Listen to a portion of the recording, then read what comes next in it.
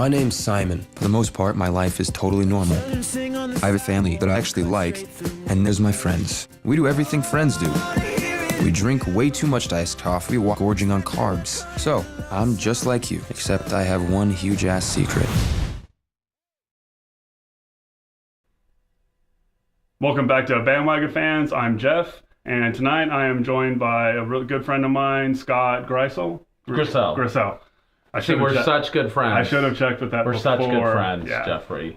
Scott Grisell of Creatista Studios. He's actually kind of my mentor in photography, so I'm pretty excited to have him here. You may not know the name, but if you live anywhere in the world, you've seen his photography, either on buses, billboards, pizza boxes. His stuff pops up in just about every city and village and town in the world. He's also a filmmaker, so if you want to take a moment to introduce yourself and talk about your film work? Yeah, sure. Happy to. I have a company that I run with my wife, Anna, which is called Creatista. As you said, I'm a commercial photographer and a filmmaker. I've done all kinds of film work over the years. Some television commercials along the way, training films, not the most exciting stuff in the world. Lots of TV. I've done like golf tournaments, believe it. You probably didn't even know that. No. Celebrity golf tournament. I've done TV shows that are celebrity golf tournaments and directed those. Most recently, I produced and directed a film, which is called Let Me Be Frank. That's about this really fascinating dude. At least I think he's fascinating. I hope you think he's fascinating if you go watch the movie. I'll put a link to the video down in the description. Great. That'll be fabulous. And it's free online. Oh my God. Free online. You can go see it. You don't have to pay for it. And it's about this guy who now is a very good friend of mine, but his name's Frank Schaefer. And he was, as a young man, in an evangelical family that had a lot to do with sort of defining the evangelical right all around the world, but in the United States in particular, the Christian evangelical right. He made a big turnaround in his life for a number of reasons, which we detail in the film. And he's a fascinating guy. Yeah. He's a sweet guy. He's a blogger. He's a rabble rouser, and I love him. So I thought he was worth doing a documentary about. Yeah, it's a really good documentary. You do the Let Me Be Frank is a really interesting movie, and you also have another series of films. This Is Who I Am, right. and all those films are really interesting. Right. Just a phenomenal filmmaker and photographer all the way around. Thank you. And, real privilege to have you here tonight. Thanks. I'm happy to be here. This is fun. Yeah, and the reason we're here tonight is we just went and saw the film Love, Simon. So, quick description of the movie? Yeah, Love, Simon, which I keep wanting to call Dear Simon. So Love, Simon. It's a sweet little coming of age, coming out movie. And I mean, that pretty much says it, doesn't it? Yeah, coming of age, coming out. Yeah. Trying to find love and a love story mixed into the coming out story. It's set against the background of high school. Yeah. And, there's some family stuff, but I would say maybe half of what happens actually happens at the high school. So it's definitely a high school movie that comes out of that tradition. Yeah. High school movie about the struggles of living in the closet while you're in high school. Right. And the struggles of being forced out of the closet. Right. But for right now, we'll just take a moment to for you guys to check out some highlights from the trailers, and then we'll come back and talk about it. Great. Let's do it. Let's do it. Have you seen the new post? About the closeted gay kid at school. What? Who do you think it is? Can I call you back? Dear Blue, I'm just like you. This was a mistake. It's nice to know there's another guy at school with the same secret. When did you first realize?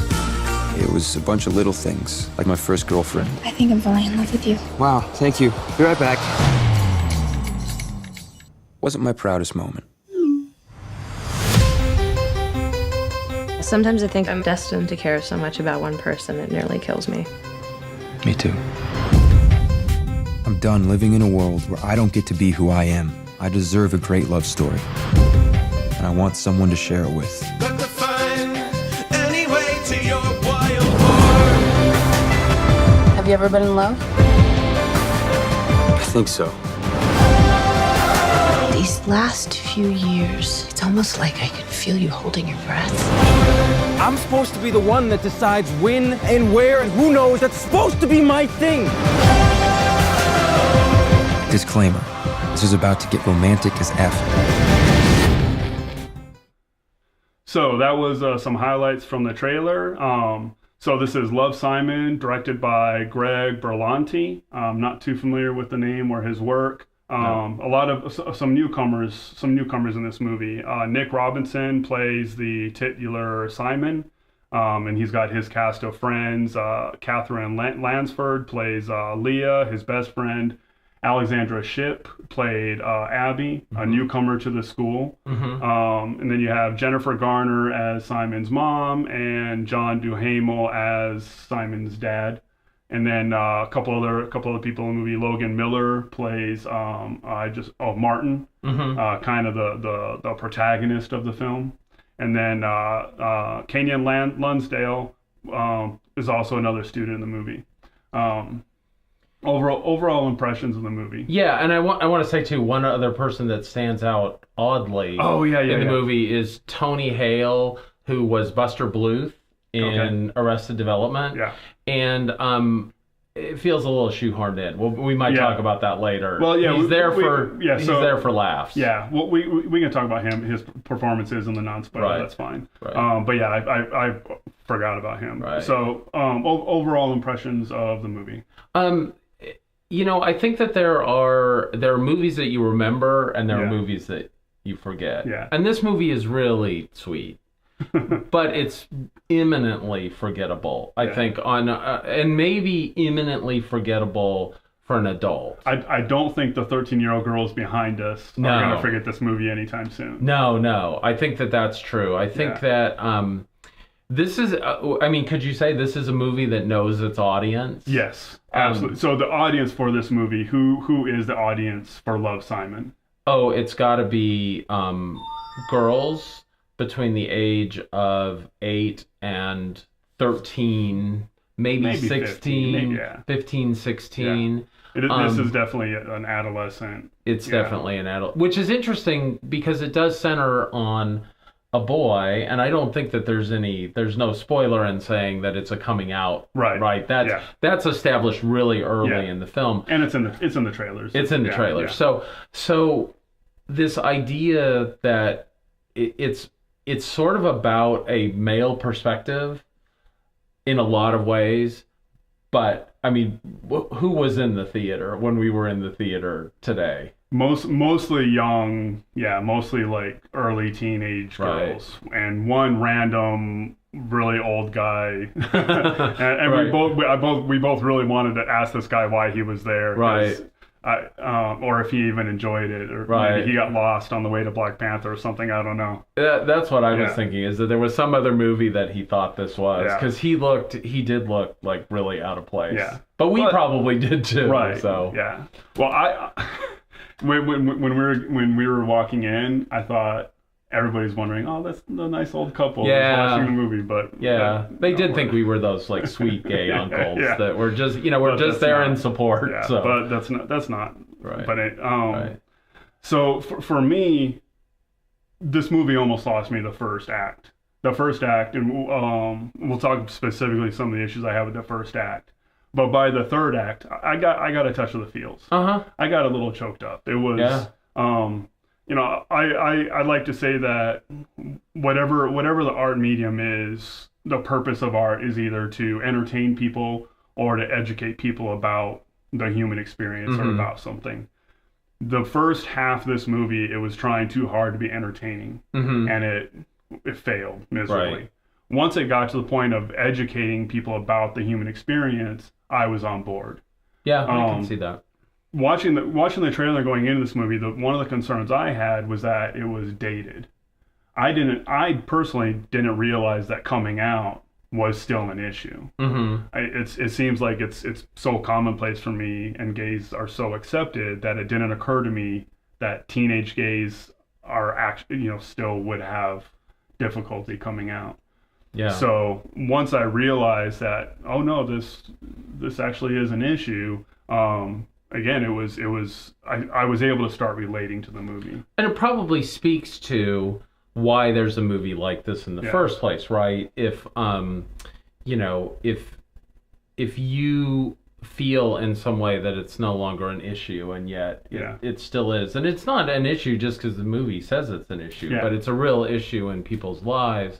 Yeah, I'm not really in the gay teen community, right? So I don't really know what they're going through, right? So right, it was an educational experience for me seeing that. And I wonder too if one of the things that a movie does, which is sort of you're talking about entertaining and educating.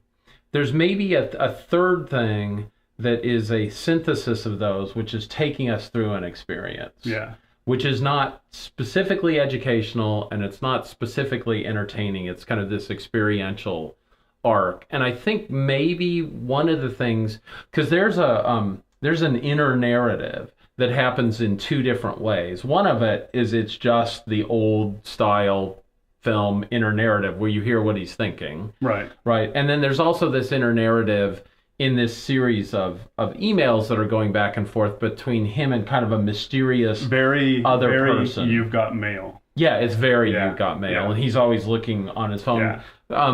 Because in a number of ways, and we can probably talk about how that actually, like that email becomes a character in the film, but in addition to that, it's exposition, right? Yeah. It gives a chance. It's the only way we can know what's going on in his mind, because he's not talking to anybody about being gay yet. Right. So the only way that we know is what he's sending in these emails, where he actually is talking about being gay in these emails that he's sending. That's we'll come back to that point in the discussion, in the spoiler discussion of things. That's actually remind me of that, because there's a really good point there about. But let's run through some of the performances real quick. Okay. Nick Robinson played Simon the lead. Yeah, he was good. Yeah, solid. Did what he needed to do. Yeah.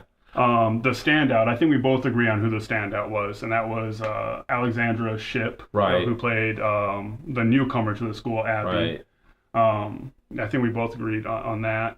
And then everybody else, the parents, Jennifer Garner and I'm blanking on his name, something Duhamel. Right.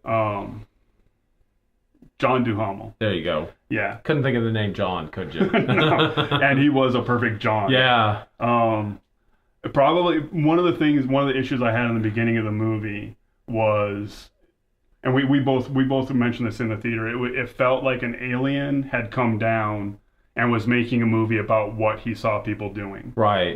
All the characters were characters. Such a surface understanding of family life. And talking about Jennifer Garner and John Duhamel, I mean, could there be two more attractive people on the face of the earth? Yeah. So they already cast this as this. I mean, even his little sister was adorable. Is like so adorable. Even the frumpy nerdy girl was The one that they're kind of trying to play off a little bit, that like has a hard time getting dates. Yeah. Is and like she's beautiful. Yeah. And that actually leads to another point we made. And we're not going to get into spoilers here, but spoiler, this isn't 13 Reasons Why. This is an uplifting movie. It has a happy ending. Almost too happy. You know, the minute that, from the tone of the movie, the minute it starts, you know that it's going to be a happy ending movie. Yeah. It just has all of those. When I say hallmarks, I mean hallmarks of something that is headed towards a positive resolution. Yeah.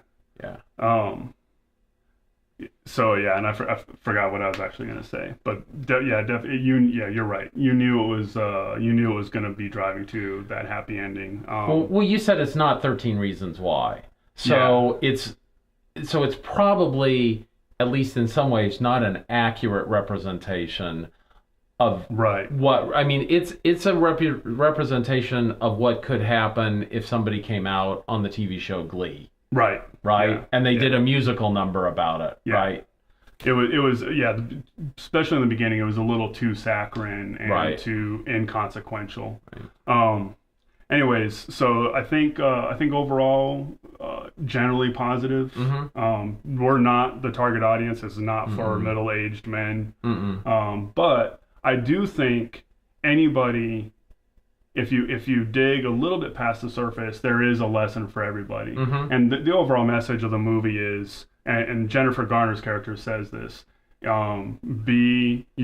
have the opportunity to be a better version of yourself. And I think all of us have, at one point or another, have gone through a period where we've tried to mask who we are and try to be somebody else. And there's something, whether you're gay or not, there's something to be learned from just accepting who you are and showing that version to the outside world. There are moments in the movie that were very touching. Yes. It definitely was a positive take on the problem with holding things in and what happens when, by whatever vehicle, you sort of allow yourself to be a little bit more genuine version of yourself. I mean, it's that, which is kind of simple in some ways, but still important, right? Yeah. I think when coming out of the movie, you described it as a really good after-school special. Yeah, it was a great after-school special, and that's probably an incredibly fair assessment of the movie. It's kind of deep as pizza. It definitely has a positive message for kids, and for adults. There is enough that you can glean from it. It's not geared for us. It's not a good movie for us, but it wasn't painful. Not by any chance. So that's kind of the non-spoiler, just our review of it. So right now we're gonna do the fade out thing, and then fade back in, and we'll talk some spoilers here. Okay. And so we're back, Bandwagon fans. I'm Jeff. Scott Grissel. And now we're going to get into a little more deeper discussion, and we might spoil some things for the movie Love, Simon. So we were actually just talking. I asked you to remind me about the use of email as a character. And can I say something about spoilers first? Yes. Spoiling something for this movie probably won't spoil a lot for this movie, because it is kind of one of those movies where you get where it's going very early. There's one mystery in the movie that we have to be careful that we wouldn't want to spoil. Right. And that's who. So in the movie, in the email, Simon takes on the name Jacques. Right. While he's emailing somebody in his school named Blue. Right. Somebody posts on social media that they're gay, and they feel sort of really out of contact, and they talk about being on this Ferris wheel, like I'm up and I'm down, and I'm up, and they're talking about their emotional state at that point. Yeah. Simon, the main character, who is gay, has recognized that he's gay. Of course, you recognize that you're gay. Hasn't told anybody, hasn't told his family, any of his friends, anything. So he figures out Blue's email account, and they start to have a conversation. Right. And I'm gonna butcher his name. Kanan Lonsdale actually plays the character who becomes Blue later on. And we go through a whole bunch of series of not knowing who he is, and he thinks it's one guy, he thinks it's another guy. Right. And I'm gonna come back to this point in a second, because there was one scene that bothered me of trying to figure out who the potential boyfriend was. But the email-less character. This is something that started happening maybe 2 or 3 years ago, where they would actually show the pop-up of text on the screen, and I hated that. Really? I'm starting to get over it. As like a plot, as something to move the plot along? Yeah, because I get it, because that's, that... I would prefer they actually put the camera on the phone or on the computer rather than put up graphics. Right. Because I'm not watching graphics, I'm watching a movie. Right. But I've kind of gotten over that. They're kind of near future things where they do that a lot. Like the person will be walking and then it goes like, yeah. Yeah, which is I actually directed a commercial. Where we did I've seen that commercial. So, it's a really good commercial. Yeah, I was like, man, I didn't realize Scott had that kind of skill. I had a big crew. So a lot of people. Yeah, I want to. Anyways, but one of the things that was interesting about this movie was the use of social media within the movie, Right. and absolutely rooted in that's how teens live. Right. They have gossip websites specific to their school. Right. They're the principal's name, the vice principal, Mr. Worth. I Mr. think. Worth, but Yeah. the actor Is Tony Hale. Tony Hale. Yeah. He was talking about being on Tinder, and one point the dad made a joke about, I think it was Tumblr. Grinder. Grindr, yeah. after Simon comes out. So, Yeah. And social Simon's like, media- no, Dad, you don't want to be on Grinder. So, yeah, social media was woven into every scene of this movie, Right. much the way that it's become woven into everybody's daily lives. Right. Before we shot this, we did it. You did a Facebook Live video. Right. I posted on Twitter right before we went into the movie. I'm going to post on Twitter again after this. Right. So so your comment about it being a character, absolutely, it was definitely a character in the movie. I actually thought the choice to use email was kind of interesting because most of the teens that I know actually would have probably found some other way of communicating that would have been more like Messenger or text. Snapchat. So I think you had said earlier it had a certain sort of "you've got mail," Yeah. and it which felt actually to me a little out of place. Yeah. I think that goes back to the aliens that made the aliens that wrote the first half of the movie, trying to interpret human behavior. And I think what Jeff's talking about is there's this certain sort of nuanced hipness. Yeah. Is that a good word? Yeah. Hipness, that each one of the kids is like they're hip and they each sort of have a thing. They're archetypal. Yeah, and the movie opens with Simon driving through the neighborhood, picking up his friends. Right. And each friend gets in the car. Right. And it's a big party, going to get their coffee. Right. And it was a little over the top. Right. And it was kind of like, hey, cool friends. Yeah. Yo. Yeah. And it did not feel like it was written wasn't by somebody authentic at all. who had a real understanding of how teenagers act. No. So. And frankly, I will say the teenage actors probably didn't have enough power to actually say, look, this script is not the way we talk. And they may have done it at some point, because there were a few points where it broke through. Here's the example. We've talked about Alexandra Shipp, and she was phenomenal in this movie. Really looking forward to seeing her in the future. But she is African American, and she was the newcomer to the school. And there was one point where she said something about going to the his house. Yeah. And then she was like, that means house. And it's like, yeah, we know. Right. I'm 41 and I know, because it's meant that for like 15 years. Right. They did feel a need to explain some things in the movie that didn't need. Everybody in that movie knew what his house meant. Everybody in the audience, the 70-year-old dude sitting in front of us knew what his house meant. It was It's like, okay, we're in on that joke. You didn't have to tell us. So now you mentioned Jennifer Garner and John Duhamel, and really a lot of the characters were like really surface level. Right. Now the painfully attractive parents. But I wonder, but we also mentioned that they were particularly surface level in the first 2/3 of the movie before the big Simon coming out. And I don't know if all right, I'm going to backtrack a little bit. The big Simon coming out thing, it wasn't his choice. He got blackmailed into helping an awkward friend, not even a frenemy, Martin, try to hook up with Abby, the Alexandra Shipp's character. Right. And then when it all fell apart and Martin gets humiliated, he goes on the gossip website and outs Simon to try to divert attention from him. Right. And then that's when the movie really started taking on being more reality based and more. It gave it the emotional core of the movie. In a way, it definitely gave it the emotional core. Because the movie is a happy track movie.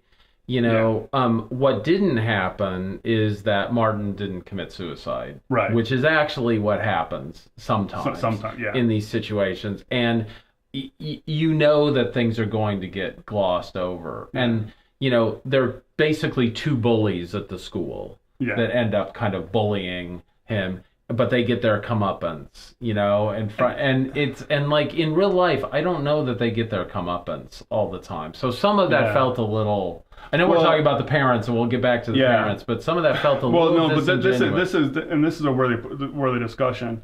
That's the part of the movie that lost me. Mm-hmm. I thought the bullies were out of place.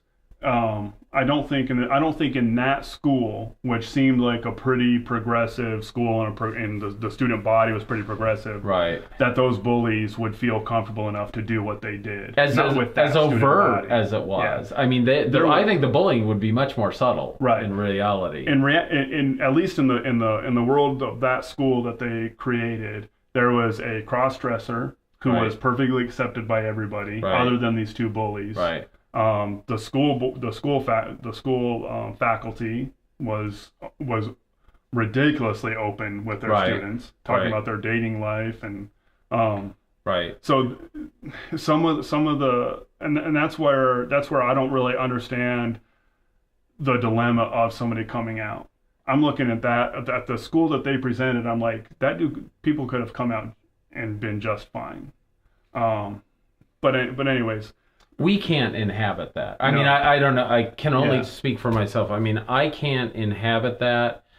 I just, I know that it can be a much more complicated story. It can be. Brokeback Mountain, which I haven't ever actually seen, but I know enough about that. It created a scenario where there were consequences for coming out. Right. This movie did not establish the consequences. Right. I'm not saying they don't exist in real life. I'm saying I didn't buy them in this movie. Yeah. It's one of the weaker aspects of the movie. And you had said, I mean, kind of circling around to kind of talk about the parents, I think there was a choice to keep them, what did you say, like not deep as pizza. And we both noticed that, particularly in the beginning of the movie, they were very surface level. Like, and I wonder if that was lazy screenwriting, lazy acting, or if that was a conscious choice to support the narrative of before he came out, people weren't seeing each other for who they really were. Right. I might be giving the filmmakers too much credit, but there's a lot of tricks in filmmaking that you don't realize until you've really taken time to unpack it. Yeah, I think sometimes I listen for lines and just see, what did the writer write? And there's a line from Jennifer Garner, which I won't get exactly right, but the main character, Simon, she tells him, we've always told you that we want you to be you, and now you can just be more you. I love that line. I thought it was lazy because sometimes I'm a sucker for the. Yeah, I mean it was. I mean, I was like, I was misty, but I didn't like the line because that line doesn't necessarily feel like the conversation that somebody who's just come out would have. There was a lot of moments where the dialogue was off, stilted. Yeah. Again, it was the alien writing. Yeah. The party. Can we talk about the party? Sure. There's this. So one of the kids has this party at their house because the parents are out of town, and I went to high school.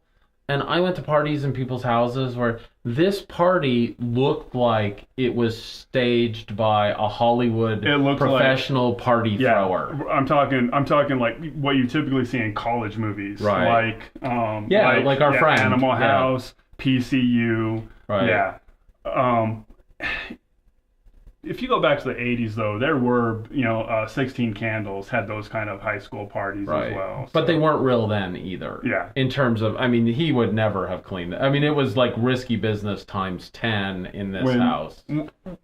When I was in China, there was a girl that I kind of started dating a little bit, and she was asking me one day. She wanted to come to America just to see the parties, and I'm like, it's not like that. Right. It's not really. It's really not like that. Not at all. It's what we saw in sort of in every case. I think with the high school students, that it was sort of this idealized or hyper version of what an adult might think. Yeah.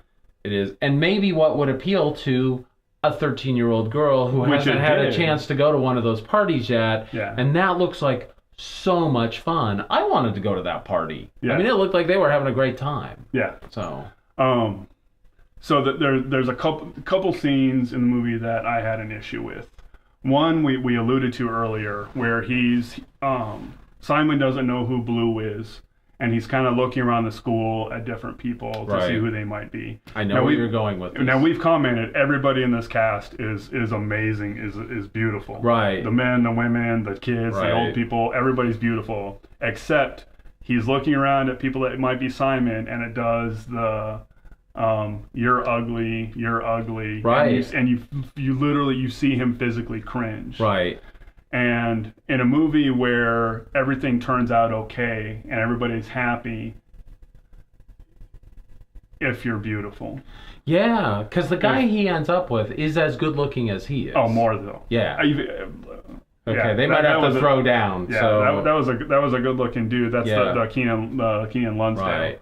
And so it's kind of like it's all okay because they're gay and handsome. Yes, and that's but the frumpy, the overweight, freckled people with the Game of Thrones shirts. Right.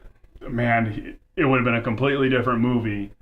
And at one point they almost set that up at the very end when Scott mentioned the Ferris wheel. The movie ends with Simon getting on a Ferris wheel and just riding it over and over and over again until Blue shows up. Right. And the whole school student body is watching this, and everybody's cheering him on, and it's over the top.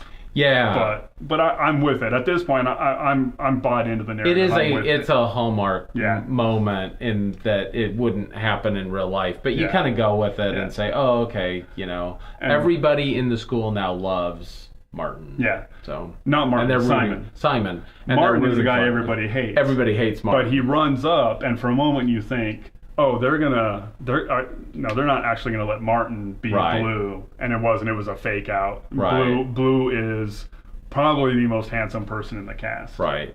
The most handsome man in the cast, at least.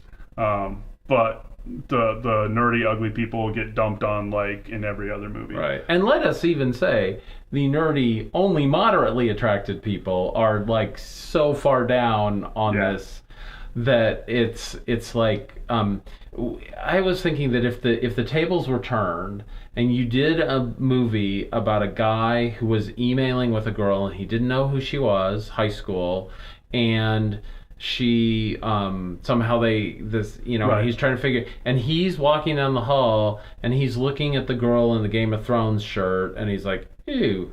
Yeah. Like you'd say that's misogynistic. Right. Like how horrible. He's only thinking about look, but somehow because he's gay, it's okay that he only wants that he's only going to accept somebody who he claims to have fallen in love with already. Yeah. He just has never seen. Right. So they better damn well be attractive. Yeah. Right. One other scene that I kind of had an issue with was with Martin and Abby. Now we already mentioned that Martin was blackmailing Simon to kind of get in good with Abby, which is a narrative that needs to be buried. I mean, that's the kind of crap I was pulling in third grade, and immediately realized it's not acceptable. Right. But there's a scene where they all end up at Waffle House, and for a moment you think Martin might actually just be a decent person or try to be a decent person. And he ends up cornering Abby, not really cornering her, but she's in the booth, so she's kind of cornered, and he's trying to get her to say something. And on the surface, he's trying to get her to say something positive and affirmative for herself. He's trying to get her to say that she deserves a superhero. Right. After grilling her about her family and making her admit her parents are divorced and all this stuff that she wasn't ready to say that. She was very uncomfortable. So not only does Martin out Simon, he outs Abby, he blackmails Simon, and then he stands up in the middle of the Waffle House and starts yelling that Abby is a great woman that deserves a superhero and he says, I'm going to keep doing this to you until you get up and I'm going to keep making you uncomfortable. All right, this is the subtext, not what he actually says. What he actually says is, I'm going to keep doing this until you stand up and say it for yourself. Right. The subtext is, I'm going to keep humiliating you until you do what I want you to do. Right. And that is absolutely 100% unacceptable. And at that point, I almost turned and completely hated the movie. The next scene, they set up something even bigger, and these are the stalker's romantic gesture, which is a trope it's a tired trope in movies. But they do redeem them. The movie redeems itself somewhat, because the next scene, Martin, they're all at a football game, the homecoming game, and Martin goes even bigger. He's in a bear outfit. He's the school mascot. Interrupts the national anthem. Takes off his bear hood, his bear mask, and announces to the entire student body and the visiting team, who must have really thought this was bizarre. Right. But he, in the middle of the field with the microphone, announces what a wonderful young woman Abby is, and asks her to date him. And it's just like, nobody should ever put somebody in a position to be humiliated like that. Right. But Abby does stand up for herself. Yeah. Somewhat. Right. She should have just completely told him off, but she's like, "Hey, I don't feel you. We can be friends." She should have just said, "You're a jerk. You're a creep." So the movie kind of redeemed itself, but overall, the whole Martin character, you were just saying, they try to make him all shucks and everything works out, all's well that ends well. Right. But the behavior he displayed is reprehensible, and it is, and it's interesting because they give him this little thing at the end of the movie to do where, so Simon's on the Ferris wheel, and he's gone around, he spent all his tickets on the Ferris wheel. Blue is not going to show up, right? Right. We don't think he will, And Martin gives the guy $3 for the Ferris wheel and says, run him around one more time. And of course they run him around one more time, and then Blue shows up, right? And so they and then Martin's all like, yay.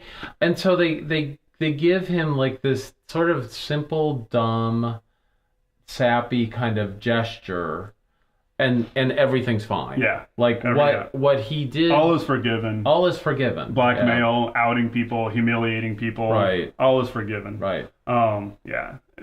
And again, in a movie, we've come to expect that kind of character redemption in movies like this, but the audience deserves better. Right. One of the problems with a message movie is you damn well better be sending the right message. Yeah. And it's sending those 13-year-old girls behind us squealing at the two boys kissing. Good for them. Right. But this movie was teaching them a very bad message about what behavior they should tolerate from boys. Right.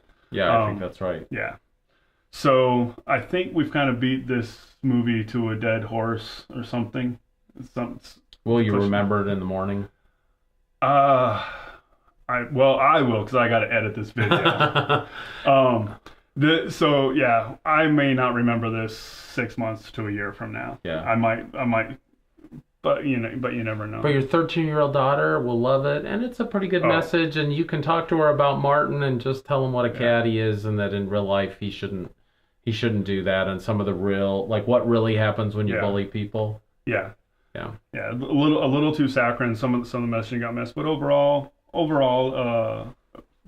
fairly entertaining movie. Nice little movie. It does movie. have a good message. Yeah. Worth seeing. Definitely worth bringing your kids to, but have a conversation with them about it afterwards. So, you're Scott. I'm Scott. I'm Jeff, and get on the bandwagon.